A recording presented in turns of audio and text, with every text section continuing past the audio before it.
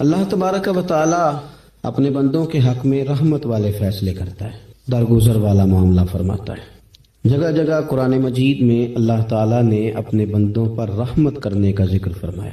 ان اللہ یغفر الذنوب جمیعا، فرمایا بے شک رب تمہارے سارے ہی گناہ معاف فرما دے گا، تم نا امید نہ ہونا، وہ معاف کر دے گا تمہیں۔ قرآن مجید میں فرمایا ان اللہ بالناس لرؤوف الرحیم، بے شک اللہ اپنے بندوں پر بڑا ہی مہربان اور نہایت ہی رحم کرنے والا، رؤوف اور رحیم ہے، بڑا مہربان ہے، کرم فرماتا ہے۔ اللہ تعالیٰ اپنے بندوں سے بڑا جلد راضی ہو جاتا ہے، وہ اپنے بندوں کو بہت زیادہ مشقت میں نہیں ڈالتا، وہ اپنے بندوں سے اپنی نعمتوں کا بدلہ نہیں چاہتا، بہت سخت مشقت والی عبادتیں نعمتوں کے بدلے نہیں چاہتا، وہ بڑی جلدی رحم فرماتا ہے۔ ماں پیار کرتی ہے اپنے بچے سے، لیکن وہ ناراض بھی ہو جاتی ہے بعض چیزوں میں، بعض معاملات اس کا دل بھی دکھاتے ہیں، بعض جگہ وہ رو کے یہ بھی کہتی ہے کہ تو نے میری محبت کا کوئی نتیجہ نہیں مجھے دیا، میری ساری کمائی تو نے ضائع کر دی۔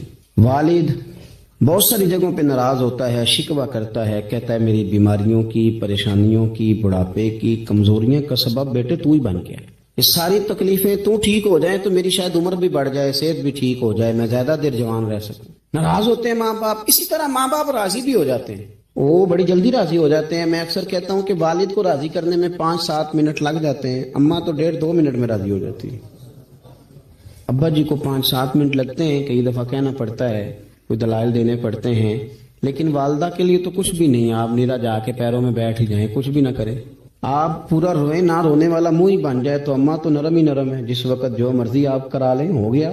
اللہ تبارک و تعالی بلا مثال و بلا تشبیہ سمجھانے کے لیے عرض کرتا ہوں، اللہ بھی بعض معاملات میں اپنے بندوں سے ناراض ہو جاتا ہے۔ وہ کہتا ہے میں تکبر کرنے والوں کو پسند نہیں کرتا، وہ کہتا ہے فسادی پسند نہیں ہے، وہ فرماتا ہے کہ راہوں میں کجی کرنے والے پسند نہیں ہیں، وہ فرماتا ہے کہ بدعہدیاں کرو گے تو میں صبح قیامت تم سے سوالات کروں گا۔ اللہ تبارک و تعالیٰ بہت ساری چیزوں کو ناپسند کرتا ہے، ناراض ہو جاتا ہے، بلکہ نبی پاک صلی اللہ تعالی علیہ وسلم نے فرمایا تم بات کرتے کرتے کوئی ایسا جملہ بول دیتے ہو کہ رب اتنا ناراض ہوتا ہے تمہیں پتہ بھی نہیں ہوتا، تمہارے لیے جہنم کا فیصلہ کر دیتا ہے۔ اس لیے پہلے تولو پھر بولو، خود اپنے لفظوں کی تو تم پہرے داری کرو نا کہ میں کیا کہہ رہا ہوں۔ کوئی ایسا جملہ، کوئی ایسی بات، وارث شاہ مان کری نہ وارثاں دا، کوئی ایسی بات نہ تمہاری زبان سے نکلے۔ اور حضور یہ بھی فرماتے ہیں کہ اس کا دوسرا پہلو بھی ہے، بعض اوقات تم بات کرتے کرتے ایسا جملہ کہتے ہو وہ اتنا راضی ہوتا ہے کہ تمہارے لیے جنت کا فیصلہ فرما دیتا۔ مسلمان کو اب یہ حکم ہے، اس ساری گفتگو کا نتیجہ یہ ہے کہ وہ اپنے جذبات پر، خیالات پر، نگاہوں پر، زبان پر، کانوں پر تھوڑی توجہ دے، بے لگام نہ بنے، بے ترتیب نہ بنے، جو طبیعت میں آئے کر نہ گزرے، تھوڑا سا نہ سوچے سمجھے اور تھوڑا سنبھل کے چلے، کبھی ان کاموں کی طرف نہ جائے جن سے رب ناراض ہو جاتا ہے، ان کاموں کی طرف بڑھے جن سے اللہ راضی ہوتا ہے۔ میرے نبی پاک صلی اللہ تعالی علیہ وآلہ وسلم نے ارشاد فرمایا، بعض احادیث میں لفظ یہ ہیں کہ اللہ اپنے بندوں کو دیکھ کے مسکراتا ہے، جو اس کی شان کے لائق۔ جس ترتیب سے ہم مسکراتے ہیں، جس ترتیب سے ہم روتے ہیں، جس ترتیب سے ہم کسی بات کا اظہار تشکر کرتے ہیں، خدا ان باتوں سے پاک ہے۔ اب بہت ساری حدیثوں میں آیا کہ وہ مسکراتا ہے، تو کیا مطلب ہے مسکرانے کا؟ تو علماء تفسیر نے لکھا ہے مسکرانے کا مطلب یہ ہے کہ وہ بڑا ہی راضی ہوتا ہے اپنے بندے سے، بڑا راضی ہوتا ہے، یہ مطلب ہے۔ ایک تو مسکرانے کا مطلب یہ کہ وہ بڑا راضی ہو گیا، بڑا راضی ہو گیا، وہ مسکرا دیا اپنے بندے پہ۔ اور ایک اس کا معنی خود نبی پاک صلی اللہ تعالی علیہ وسلم نے بیان فرمایا، مسند امام احمد بن حنبل میں حدیث ہے، حضور سید عالم علیہ السلام سے صحابہ نے پوچھا یا رسول اللہ شہید تو بڑے لوگ ہوتے ہیں، شہیدوں میں افضل کون ہے؟ تو اللہ کے حبیب علیہ السلام فرمانے لگے وہ والا بندہ جو ڈٹ گیا تھا کافروں کے مقابلے میں، وہ ہلا نہیں، پوری طرح ڈٹ کے جو لڑا، وہ شہداء میں افضل ہے۔ حضور فرماتے ہیں وہ جنت کے بالا خانوں میں سیر کرے گا اور رب اسے دیکھ کے مسکرائے گا، رب اسے دیکھ کے مسکرائے گا، اللہ تعالیٰ مسکراتا ہے اسے دیکھ کے۔ اور اگلے جملے میں حضور نے وضاحت کر دی، فرمایا جب رب دنیا میں کسی پر مسکراتا ہے نا تو اس کا معنی یہ ہے کہ قیامت میں پھر اللہ اسے حساب کوئی نہیں لے گا۔ جس پر اللہ دنیا میں مسکرا دیا اس سے کوئی حساب، تو وہ کام ڈھونڈنے چاہیے نا جس سے اللہ مسکرائے۔ ویسے کبھی ہم ایسا کرتے ہیں کہ نہیں کہ کسی کو راضی کیا جائے؟ یہ کام ہم کرتے ہیں کہ ہماری کمپنی کا جو سربراہ ہے وہ ہم سے راضی رہے، جس ادارے میں ہم پڑھاتے ہیں اس ادارے کا بڑا ہم سے راضی رہے. یہ کرتے ہیں ہم, اس کے لیے کچھ نہ کچھ ہیلے بہانے ہم کرتے ہیں. برادری, قبیلہ, علاقہ, بستی, لوگ کسی طریقے سے ہمارے ساتھ مطمئن رہیں, کرتے ہیں نا یہ سارے کام. اس میں تھوڑی مشکل بھی ہمیں آتی ہے, لیکن کرتے ہیں. کیا کریں, گھر میں بھی کئی دفعہ ایسا ماحول بنانا پڑتا ہے. چلیں ایک اور میٹھی مثال دیتے ہیں, زیادہ سمجھ میں آئے گی. چھوٹا بچہ خوش رہے, آپ اس کے لیے محنت نہیں کرتے. وہ چھوٹا ہے, اس کو خوش کرنا فرض ہے ابا پہ, لیکن وہ کہتا ہے کہ میں نے موٹر سائیکل لینا ہے. چھوٹا ہے, چلا ہی نہیں پائے گا, تو ابا پھر اسے راضی کرتا ہے, کہتا ہے بیٹے چھوٹا سائیکل لے لے, چل میں تجھے اڑانے والا جہاز لے دیتا ہوں. مقصود کیا ہے کہ اس کو ناراض نہیں کرنا, یہ روئے نہ, اس کا دل نہ ٹوٹے. ہو یارو سنو نا میں کیا کہہ رہا ہوں. اگر چھوٹے بچے کے لیے وہ چیزیں ڈھونڈتے ہو, میرے ابا جی نا اپنے نواسے کے لیے کھلونا لے کے آئے, تو بچہ بڑا ہی کھیلا, تو ابا جی کہنے لگے لو پیسے پورے ہو گئے. میرے بچے کو پسند بڑا ہے نا, پیسے پورے کر چھڑے نے, دیکھو نا جی کتنا اس کو راضی ہوا ہے. تو انسان کیا کرتا ہے کہ کوشش کرتا ہے, چھوٹا بچہ بھی ناراض نہ ہو, تو وہ چیزیں وہ ڈھونڈتا ہے کہ اس کو کیا پسند ہے. چاکلیٹ لے جاؤں, فلاں چیز لے جاؤں, آئس کریم لے جاؤں. تو ایک بچے کے لیے, گھر کے لیے, سربراہ کے لیے اتنی محنت کرتے ہو, تو وہ کام بھی ہمیں ڈھونڈ کے تلاش کرنے چاہیے نا, جسے رب راضی ہوتا ہے, اللہ راضی ہوتا ہے. بتاؤں وہ کون کون سے کام ہیں. نبی کریم صلی اللہ تعالی علیہ وسلم نے ارشاد فرمایا, 3 لوگ ہیں جنہیں دیکھ کے رب مسکراتا ہے. یا رسول اللہ صلی اللہ علیہ وسلم وہ کون کون سے؟ تو محبوب فرمانے لگے, ایک وہ بندہ ساری مخلوق سوئی ہے, آدھی رات ہے, رات کا پچھلا پہر ہے, اس نے اٹھ کے وضو کر لیا, مصلی پہ کھڑا ہو گیا خدا کی یاد میں. فرمایا اسے دیکھ کے رب مسکراتا ہے جو اس کی شان کے لائق ہے. مسکراتا ہے اللہ. یہ تو سونے کا ٹائم تھا, یہ تو گہری نیند آنے کا وقت تھا, رات کا پچھلا پہر. رات پوے تے بے درداں نو نیند پیاری آوے, تے درد منداں نو یاد سجن دی ستیاں بھی آن جگاوے. اور ساون کی کالی راتوں میں جب بوندا باندی ہوتی ہے, وہ راتوں کو اٹھ روتے ہیں جب خلقت ساری سوتی ہے.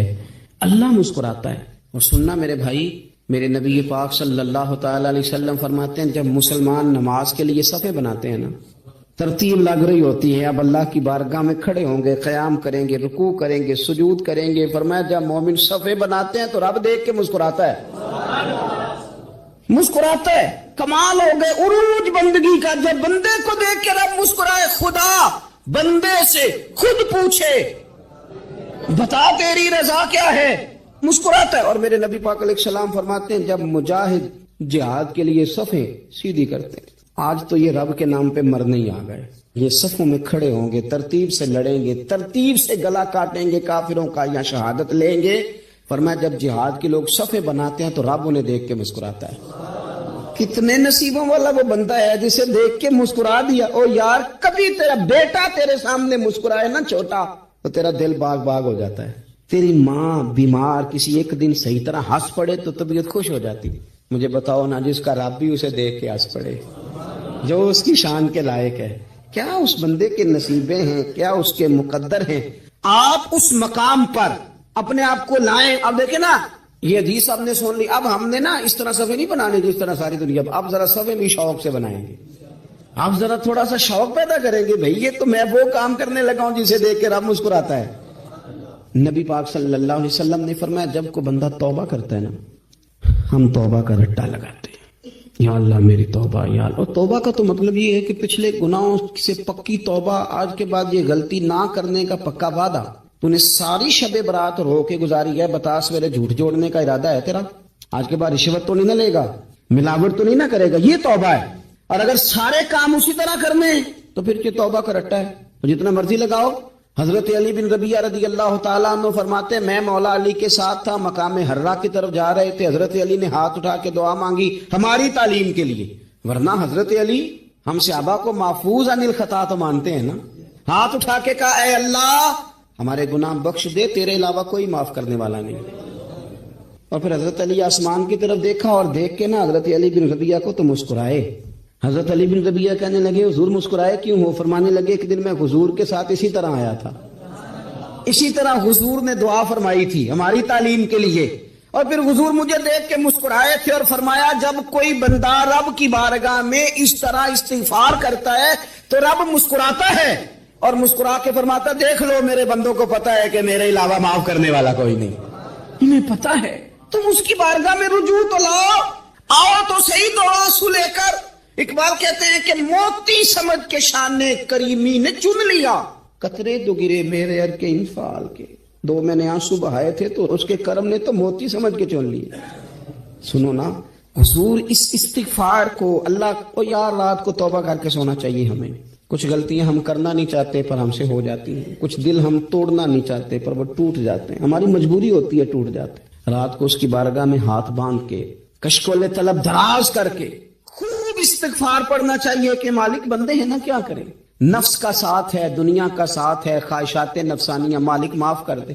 درد سے توبہ، رسم نہ ہو، کہانی نہ ہو، لفظ نہ ہو، جملے نہ ہو، اور جناب ایسے لوگوں کے بیچ بڑے ہاتھ باندھ کے اور بڑا کوئی ضرورت نہیں، آپ اکیلے اپنی چارپائی پہ بستر کے اندر منہ دے کے بھی درد سے کہیں گے نا معاف کر دے تو وہ تو مہربانی بڑا ہے۔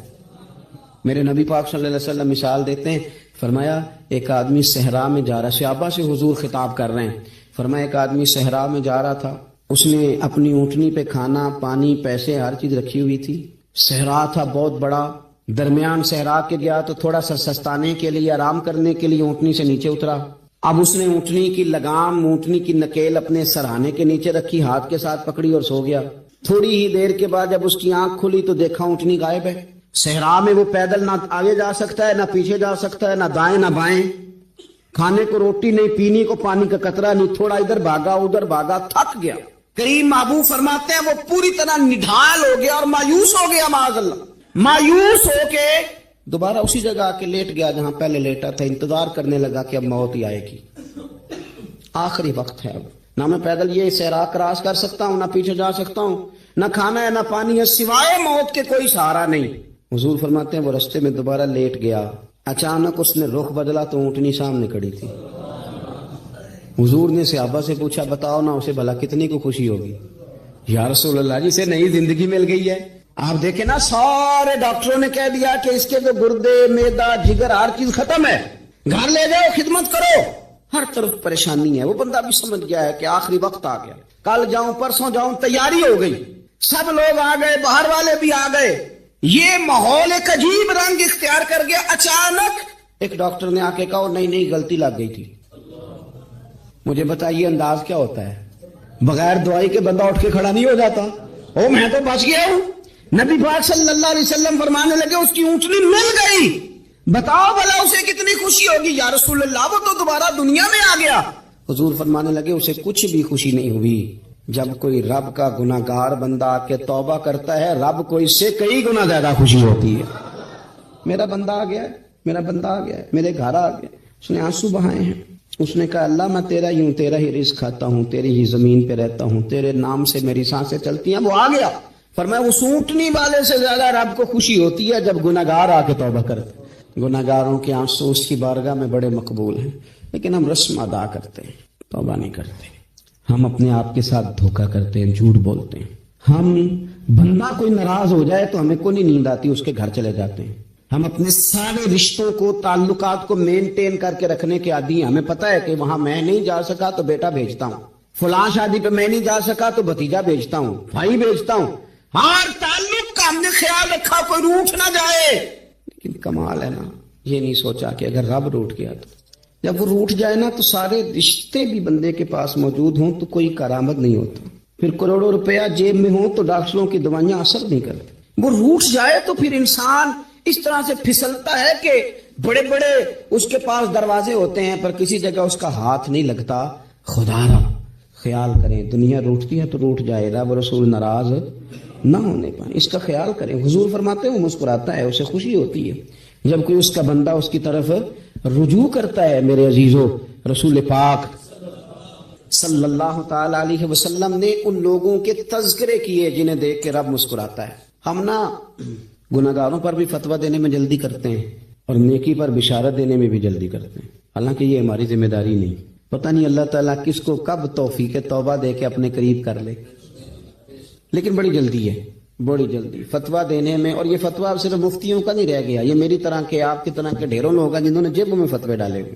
بھئی آپ نے کیوں ذمہ داری لے لی ہے جنت میں داخل کرنے کی اور نکالنے کی؟ یہ تو میرے رب کریم کا کرم ہے، وہ جس کو چاہے جب چاہے جتنا چاہے عطا کرے۔ لیکن کچھ لوگ نا بڑے پکے ہو گئے ہیں کہ شاید جو میں سوچ رہا ہوں وہی درست ہے، کبھی کبھی کچھ چیزیں عجیب بھی ہوتی ہیں، لہذا خدا کی رحمت پر بھروسہ کر کے بات کرنی چاہیے، اپنی مرضی کے فتوے نہیں داغنے چاہیے۔ وہ دیکھو جی فلانا بندہ یوں کر رہا ہے، آپ کو پتہ ہی نہیں پوری بات کا، آپ کو علم ہی نہیں پوری بات کا۔ حضرت بہاءاللہ نقشبند بخاری رحمت اللہ علیہ فرماتے ہیں میں حج کرنے گیا تو وہاں میں نے ایک آدمی کو کروڑوں کا کاروبار کرتے دیکھا تو میرے دل میں خیال ہے یہاں بھی اللہ اللہ کرنی چاہیے تھی، دنیا داری کر رہا ہے۔ لیکن فرماتے ہیں حج سے فارغ ہوئے تو میں نے دیکھا وہی بندہ سارا کچھ رب کی بارگاہ میں خیرات کر رہا ہے، اور سینکڑوں غریب حاجی ہیں جن کو پورے پورے خرچے دے رہا ہے۔ تو میں نے وہی اپنی سوچ سے توبہ کی کہ میں کہاں تھا، بڑی جلدی کھڑے نہ ہو جائیں۔ حضرت حسن بصری رحمت اللہ تعالی علیہ ارشاد فرماتے ہیں کہ میں دریا کے کنارے گیا تو وہاں میں نے ایک شخص کو دیکھا، وہ اپنی ایک خاتون کی گود میں سر رکھ کے بیٹھا اور قریب ایک بوتل بھی پڑی ہے۔ میرے دل میں معاذ اللہ خیال آیا کہ دیکھو کس انداز میں ایک عورت کے ساتھ یہ ہے، اور پاس بوتل بھی پڑی ہے، جانے شراب ہے۔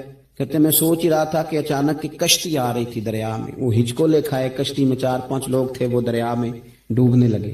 وہ آدمی تیزی سے اٹھا، دریا میں چھلانگ لگائی، پہلے ایک کو نکالا، پھر دوسرا نکالا، پھر تیسرا نکالا، ایک بندہ رہ گیا۔ کہنے لگا حضور مجھے تو آپ نے گناہگار سمجھا ہے، میں تو بڑے غلط انداز میں یہاں بیٹھا ہوں، آپ نے جو سوچا چلیں گے چوتھا بندہ آپ نکالنا ہے، کرے نا یہ کام، کرے نا یہ کام۔ بڑے بھولے بھالے بڑے اللہ والے، ریاض آپ کو بس ہم ہی جانتے ہیں، اتنی جلدی فتویٰ۔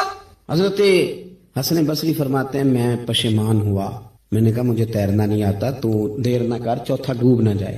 کہتے اس نے چھلانگ لگائی، چوتھا بھی نکال لایا، اور کہنے لگا حضرت آپ نے جلدی کی سوچنے میں، یہ بی بی میری ماں ہے اور یہ سرکے کی بوتل ہے۔ ہم ماں بیٹے کا یہ مشغلہ ہے کہ یہ وہ جگہ ہے جہاں آ کے لوگ مسافر اترتے ہیں، اور یہاں سے کسی کا گھر 100 میل ہے، کسی کا 200 میل ہے۔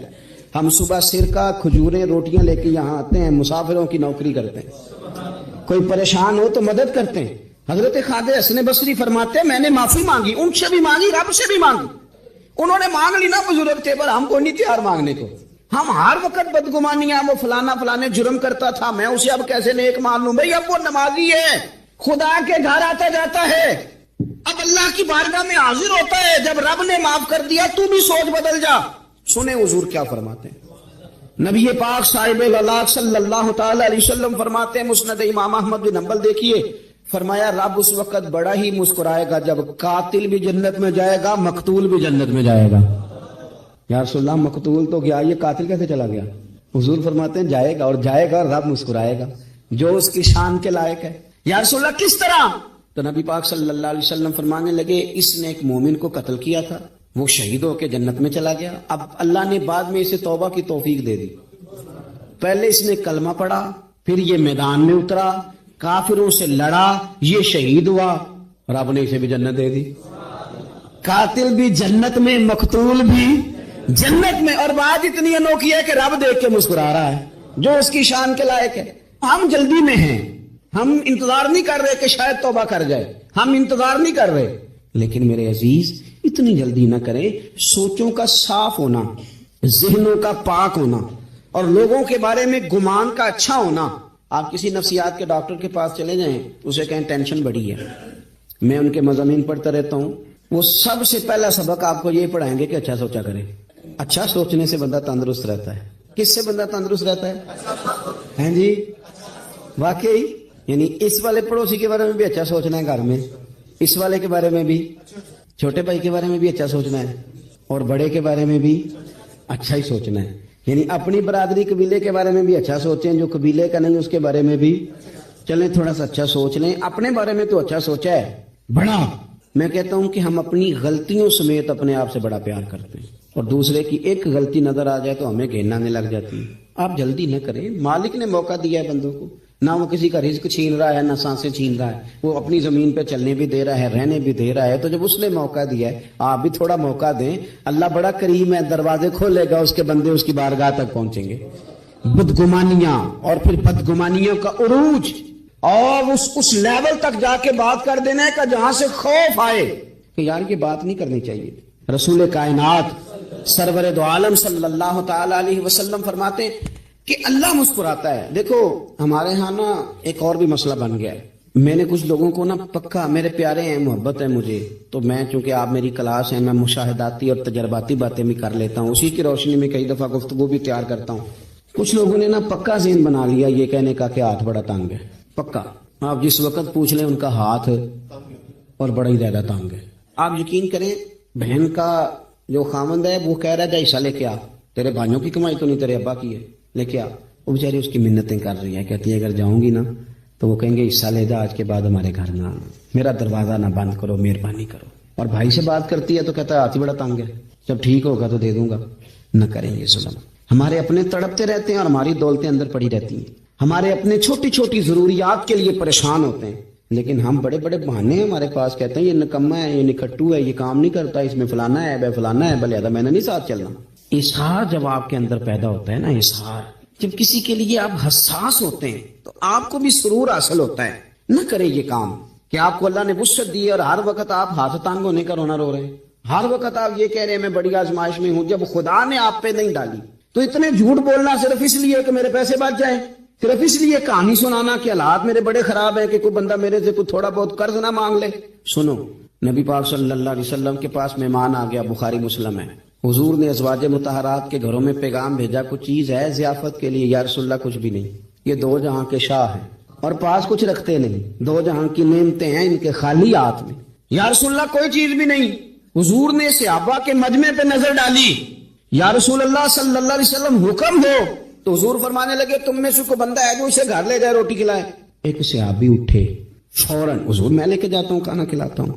فرماتے ہیں میرے گھر میں صرف بچوں کا کھانا تھا, یہ نہیں کہ فریزر بھرا ہوا ہے نعمتوں سے, صرف بچوں کا کھانا. یہ نہیں کہ کسی کو دیکھ کے اپنی ہنڈیا پہ برتن دے لیا, صرف بچوں کا کھانا. کہتے ہیں گھر گیا, بیوی سے کہا کیا کیفیت ہے؟ کہنے لگی بچوں کی روٹی ہے. میں نے کہا بچے سلا دے, صبح ناشتہ کر لیں گے.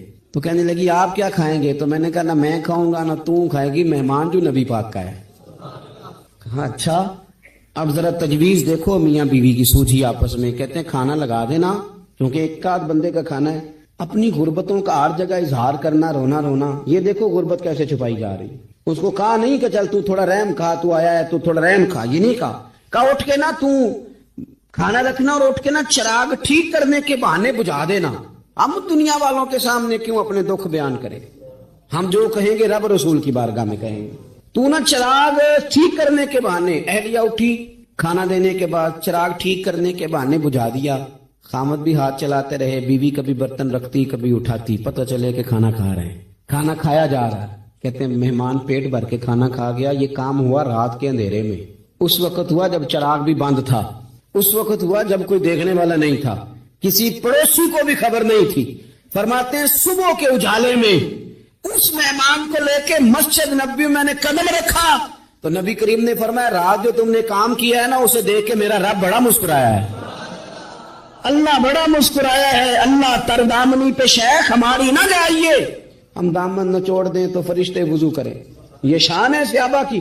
نبی کریم علیہ السلام نے فرمایا رب رات مسکرایا تیرا یہ انداز دیکھ کے, اور اس نے قرآن نازل کیا وَيُؤْثِرُونَ عَلَىٰ أَنفُسِهِمْ وَلَوْ كَانَ بِهِمْ خَصَاصَةٌ. کچھ لوگ وہ ہیں جنہیں بڑی بھی ضرورت ہو تو دوسروں پر اثار کر دیتے ہیں, قربانی دے دیتے ہیں. رب مسکرایا ہے, اندر پیسے رکھے ہوئے ہیں, اندر پیسے رکھے ہوئے ہیں, اور بہن آ کے منت کر رہی ہے کہ بھائی حالات بڑے خراب ہیں, تھوڑی سی مہربانی کر. تو کہتے ہیں بہن پردہ یہ بس, کیسے بتاؤں تجھے حالات, تجھے کیا بتاؤں, کام کتنی مشکل سے چلتا ہے, یہ پردہ یہ بس. بہرحال اگر تو نے کہا ہے نا 50,000 تو میں زیادہ نہیں کوئی 20 کو دے دوں گا تجھے, وہ بھی خاصی نیکی کر کے, وہ بھی بتا سکھا کے. رات اماں پہ علیحدہ سے احسان چڑھاؤں گا, ابا پہ علیحدہ سے چڑھاؤں گا کہ تمہاری بیٹی کے ساتھ تعاون کر رہا ہوں, سارے علاقے کو ویسے ہی بتاؤں گا. اور وہ غریبنی بیچاری 20,000 لے کے گھر گئی ہے, کئی سفارشیں کر رہی ہے کہ مہربانی کرو. میں نے ایسے بھی دیکھے ہیں جو پہلے بیوی کو پکڑاتے ہیں تو دے, اس لیے کہ پھر وزیر اعظم تو ڈنڈا نکال لے گا تو بڑا مشکل ہو جائے گا پھر گھر میں رہنا, لہذا وہ یہ تو آگے لگ. یہ کیا لہجہ ہے آپ کا؟ یہ تو کسی کو بھی دیں تو چھپا کے دینے کا حکم ہے, کسی کو بھی دیں تو ہمیں حکم یہ ہے کہ سیدھے ہاتھ سے دینا ہے, الٹے کو خبر. اور یہ جو بالکل ہی اپنے, ان پر تو پردہ پوشی آپ کے لیے ویسے ہی ضرورت تھی. میرے عزیز رب مسکراتا ہے. میرے نبی پاک علیہ السلام نے یہ اعمال ہمیں بتائے جن پر اللہ مسکراتا ہے, خوش ہوتا. اور بعض لوگوں کو حضور نے نامینیٹ کیا. حضرت سعد بن معاذ رضی اللہ تعالیٰ عنہ عظیم صحابی تھے. یہ وہ خوبصورت صحابی ہیں جن کے جنازے کو کندھا میرے نبی پاک نے عطا فرمایا, حضور نے کندھا عطا فرمایا. کمال ہو گئی. نرخ بازار محبت کا انوکھا ہی ہو گیا, خود خریداروں میں شامل آ کے مولا ہو گیا. हुजूर ने कंधा दिया। हजरत साद बिन माज रदी अल्लाह तआला अन्हु का जब जनाजा उठा, उनकी वालदा रो पड़ी, बड़े दर्द से रोई। माँ थी ना, उनकी आवाज जब हुजूर तक गई तो नबी पाक ने फरमाया आंसुओं को रोक ले, आवाज को कम कर ले, तेरे बेटे की तो जब रूह परवाज हुई है तो रब मुस्कुराया है।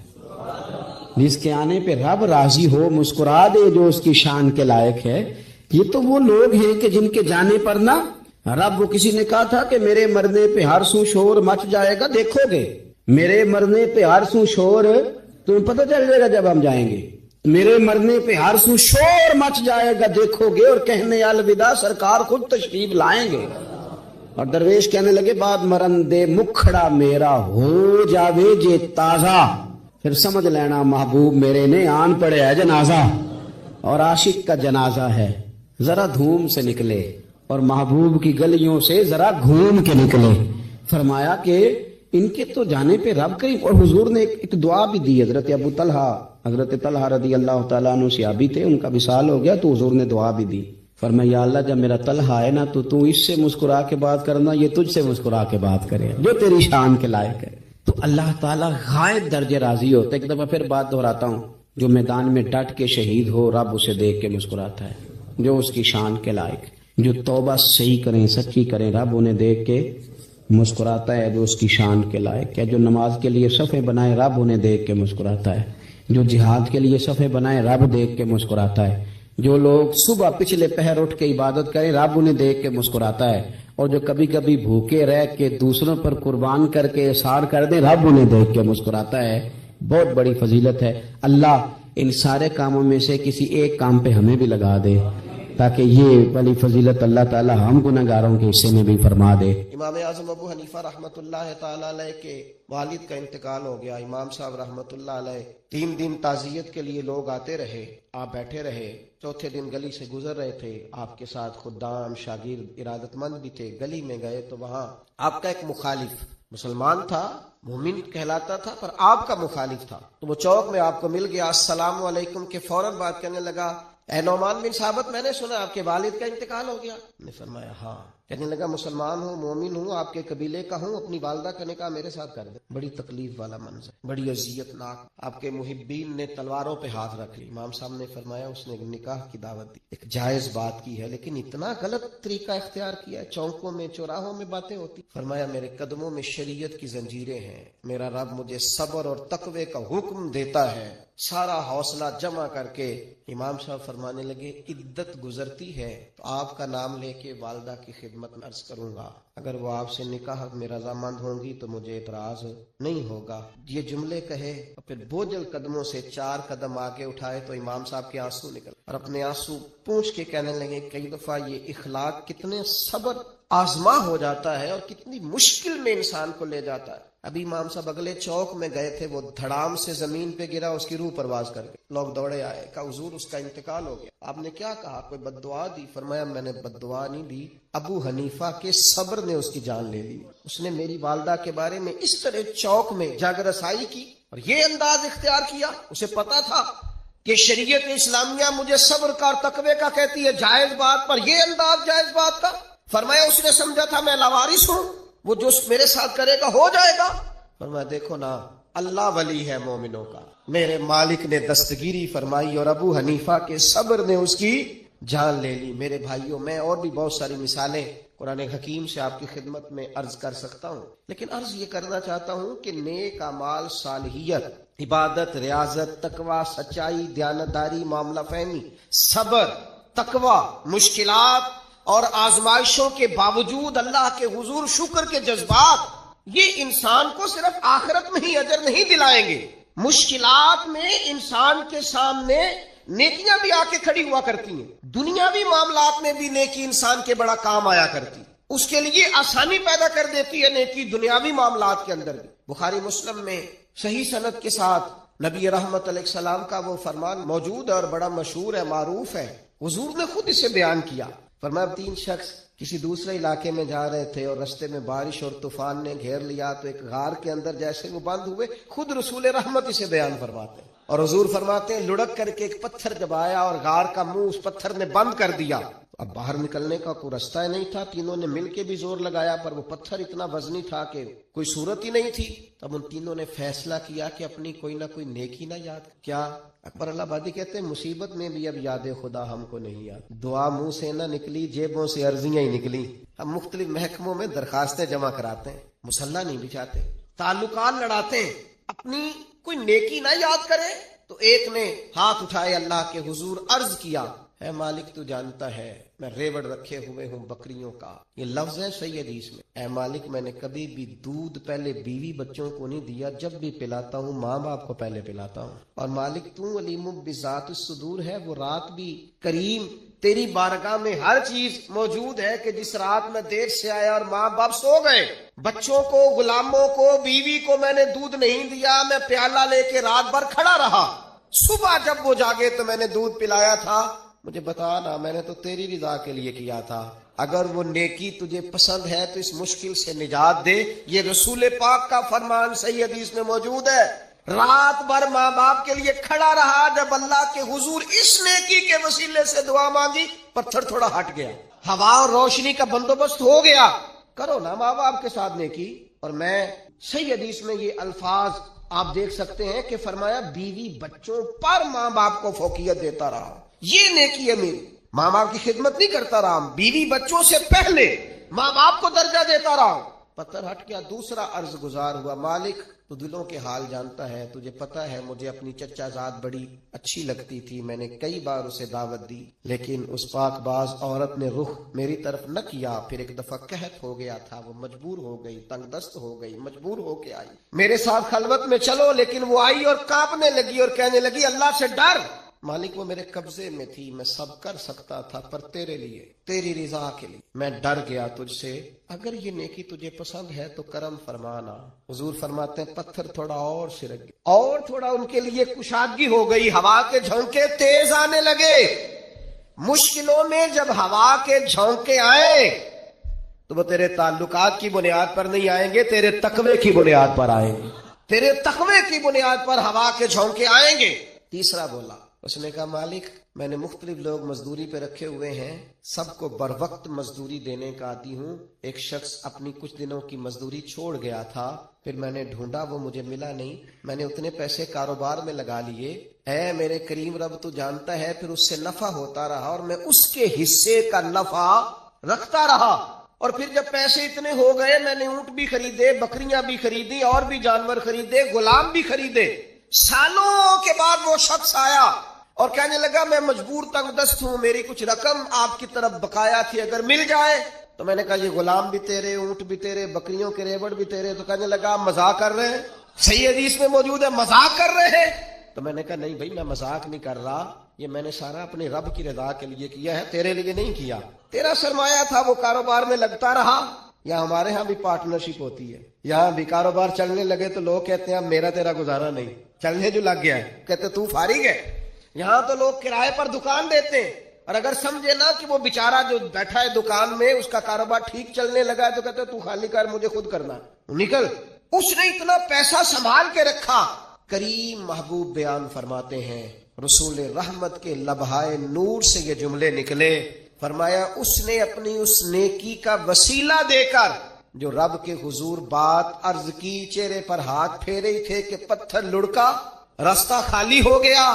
اللہ کے رسول ہمیں یہ نصیحت کرنا چاہتے ہیں کہ جب تم پر مشکلات بنے نا تو نمبر نہ تلاش کرو کہ فلاں کا نمبر کہاں ہے، فلاں کا نمبر کہاں ہے، کوئی رات ڈھونڈو جو صرف رب کی رضا کے لیے گزری ہو، کوئی نیکی تلاش کرو جو فقط اللہ کے لیے کی ہو، کوئی آنسو ڈھونڈو جو تم نے کسی مسکین یتیم کے پوچھے ہو، کوئی ایسا شخص جو تڑپ کے رو رہا تھا لیکن تمہاری وجہ سے ہنسا ہو، کوئی ماں جس نے راہ جاتے تمہیں دعا دی ہو کہ بیٹا جا تو جیتا رہے، کوئی بوڑھا شخص جس نے دعا دی ہو کہ اللہ دنیا اور آخرت میں تیرا بھلا کرے، کوئی یتیم، کوئی لاوارث، کوئی کمزور، کوئی شخص جس کی روح سے تمہارے لیے دعا نکلی ہو، کوئی بیٹھا ہوا مجھے دور دعا دیتا ہے، میں ڈوبتا ہوں پر سمندر اچھال دیتا ہے۔ بھائی نیکیاں زندگی کو بھی سنوار دیتی، یہاں بھی انسان کو نفع ہوتا ہے، اس دنیا کے اندر بھی اسے بے شمار برکات نیکیوں کی برکت سے نصیب ہوتی ہیں۔ اس لیے یہ جو لبرلز ہمارے بیچارے بیٹھ کے کہتے ہیں نا مولوی صرف آخرت کی بات کرتا ہے، نا نا نا نا، دین تو جب بھی بات کرتا ہے کہتا ہے دعا یہ مانگو کہ ربنا آتنا فی الدنیا حسنہ وفی الآخرۃ حسنہ، اے اللہ دنیا بھی حسین فرما دے اور آخرت بھی حسین فرما دے۔